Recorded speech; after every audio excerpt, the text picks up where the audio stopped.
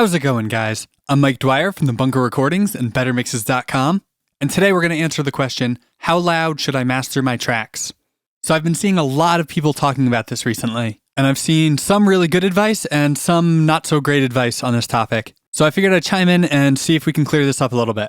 So this debate really stems from the fact that streaming services like Spotify are normalizing their tracks so that every track plays back at pretty much the same level. If I remember correctly, I think Spotify normalizes to -14 LUFS. So if your track is, let's say, -10 LUFS, Spotify is going to turn the volume of your track down by about 4 decibels. Because of this, a lot of people have been saying that you should master your track right to -14 LUFS so that Spotify won't touch the volume and you can retain the most dynamics in your track. But there's a flaw with this thinking. That's assuming that your track sounds best when it's most dynamic. And that's not always the case. You know, when we look at individual tracks like our bass guitar or our vocals or something, we'll compress the heck out of those to get the sound we want, not worrying about retaining dynamics. But when it comes to the full mix, we all seem to be afraid to hit the limiter too hard. But much like on bass or vocals or drums or whatever, hitting the limiter on the master bus has a sound. Now, obviously it's subjective as to what sounds better and what sounds worse. And you know, with how loud records have gotten, especially like in the 2000s, I think a lot of us really got used to the sound of a mix hitting a limiter pretty hard. Now, obviously, some records went way too far with that, but that's kind of the beauty of where we are now. Because Spotify normalizes their tracks, we don't necessarily have to worry about getting things loud just for the sake of getting them loud. It gives us the freedom to set our limiters where they sound best to us. Sometimes that might be on the more dynamic side, and sometimes it might be on the less dynamic side. So let me show you how I approach this real quick.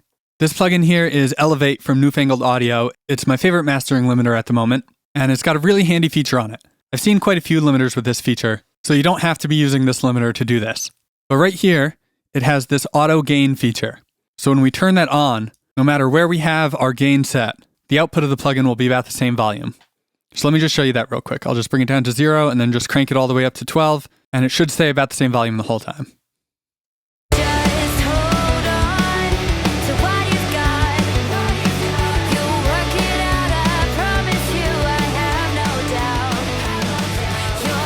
So what this does for us is it really allows us to dial in our limiter without getting tricked by level differences.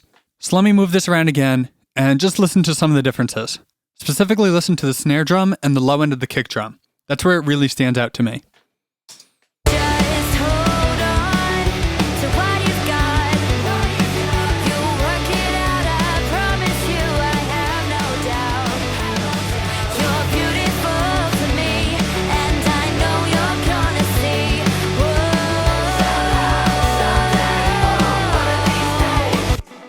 And by the way, this song is called Worthy by the band The Wake Up from New Zealand. Be sure to check them out.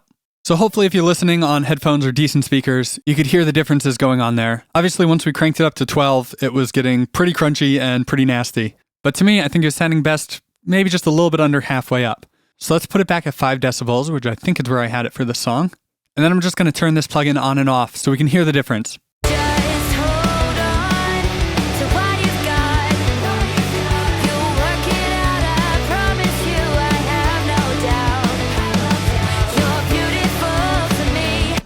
So again, hopefully you can hear that. It's fairly subtle, but what I'm hearing is the low end of the kick drum is really tightening up in a nice way with it on. And the snare drum becomes a little bit less pokey. So let's just A/B that again and see if you can hear those two things.